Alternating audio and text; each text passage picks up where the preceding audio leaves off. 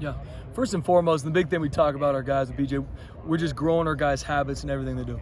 Off the field, on the field. As we do that, then the big thing we're hitting our guys is just the competition part. You got to compete with yourself first before you can compete with a teammate or an opponent. So teaching our guys to compete with yourself, then you compete against your brother, and that's where iron sharpens iron. That's where you can see everybody elevating. So that's the big thing for me in fall camp. It's not, you could have a position group that has maybe not a lot of returning players. You can have some that has a ton. You're still going to compete. And we're still going to have this thing to where I want every single one of our players on their team where I can't have an off day because the guy behind me is pushing me so hard and competing with me so much that it makes me better in everything I do, from the meeting room to walkthroughs to drills to team settings, that I have to live and compete in everything I do. With the corner position, you said in the spring or summer, whenever we talked to you, that was going to kind of be the spot on defense you're looking at. You bring in 3 transfers, you got Markel. How do you look at the competition there at corner? And they've done a great job this summertime, and our coach has done a great job with them too. It's just same thing, and at that position, more just because we lost some guys from last season, but they're going to compete, and they know that too. Is maybe right now you're 1 on the depth chart, or you're 2 on the depth chart, or you're 3, but if you keep competing and continue to show that you're dependable, you'll slowly move up. And that's going to be the competition side for us in fall camp. And I tell you guys, at the end of the day, if you consistently compete and excel, we'll find ways to get you on the field. It could be a different package. It could be certain things that we set up for you. We will get you on the field. Special teams, defense, as long as you consistently do it. Not just one time, but consistently show that you can be a guy that upholds the standard with what we want to do on defense. We're losing 2 first-team All-League guys in Avery and Jalen. I mean, I know you haven't seen some of these corners much at all that came in from transfers, but I mean, do you feel like you guys are going to be able to find 2 that can stay at that level? I do. Yeah, and I'm really confident in our guys. I'm confident from seeing them in spring, I mean, obviously adding a couple guys to that roster as well, and just seeing them, what they did this summertime is huge. Seeing them from the workouts to the field to the meeting rooms, how they're growing in their communication and understanding what to do so they can be confident and be loud in their communication. I really do believe that. I believe we're going to have 2, and I believe we're going to have depth there as well, as long as these guys can continue to compete. And that's our push for them. It's our push for every position on our defense. I wish I could promise this will be the last time I'll ask about 3 turnovers last year, but I don't know if it is. But what I know you guys are all tired and ready to kind of put that behind you, but you know, what is the emphasis? What's the change going to be in fall camp in terms of trying to find ways to create more turnovers? Yeah. Well, it's a huge piece, BJ, and it's a huge piece that it wins you football games. If you're +1 in the turnover margin, I mean, I think it's whatever it is, 88% of the time, you win that football game. It is a huge piece of it. And so for us, it's a huge emphasis. So pursuit, takeaways, tackling are really the 3 main emphases we have on defense outside of teaching schemes. And takeaway is a huge piece. So for us, it starts in practice. It starts in the meeting room, understanding how you can play defense in such a way to strip the ball, create turnovers. And for us, we use the term takeaways because I want our guys to have that mentality. We're taking the ball from the offense. They're not giving it to us. We are taking it from them. And it's emphasizing, it's teaching our guys the habits it takes to create these takeaways. A lot of times takeaways are created through effort and pursuit.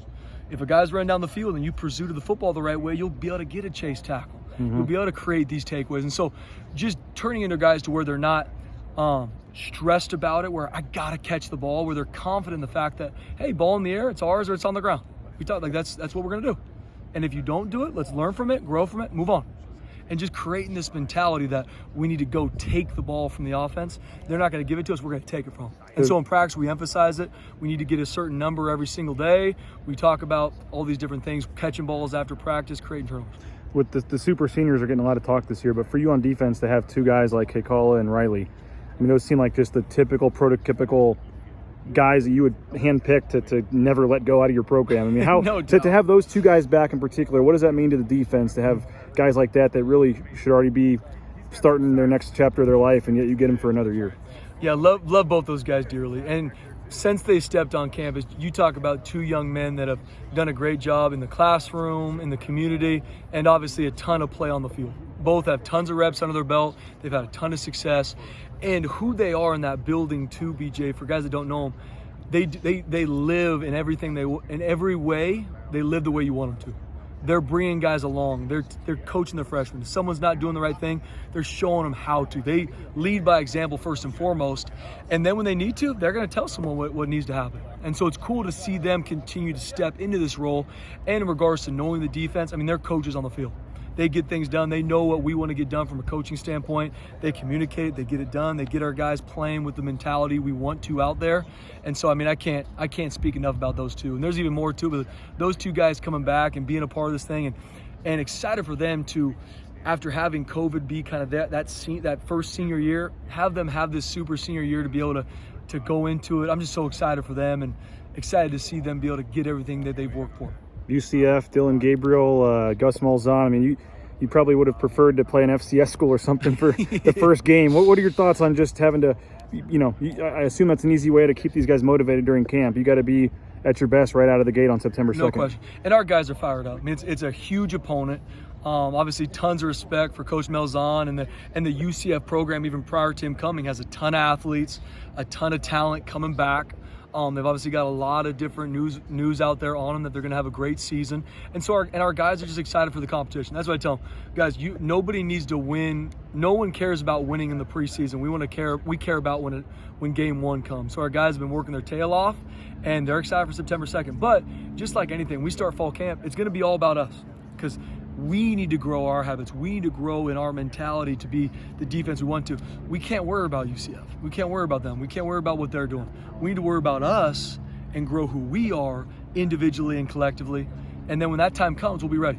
So if we skip steps, we're going to be in trouble. So they're not keeping you up yet in terms of lack of sleep or anything, thinking about that offense? Well, I mean, like I said, ton of respect for them, ton of respect. And that's why you love this game. That's why you love being in a place like Boise State, to where you can go to Orlando for game one, September 2nd, and all the work our kids put in. I'm just excited for them to compete consistently through fall camp and have that opportunity. And I know our guys are going to be excited and they're going to be ready.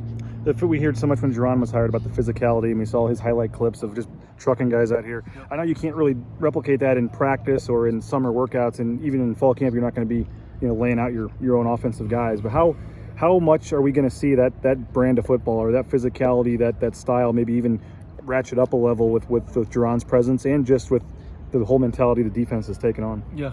Obviously, we're so fired up that Coach Johnson's here, and he's done a lot of amazing things on the blue and in the NFL, so can't wait to get him back. And he just does a great job with our players, first and foremost, but just showing them this is what we do as Boise State football players. This is the brotherhood that is watching you, that you're a part of, even if you don't maybe see him every day. So he's done a great job just having our guys understand that there is a huge weight to being a part of this Boise State football program, and you can't take that lightly.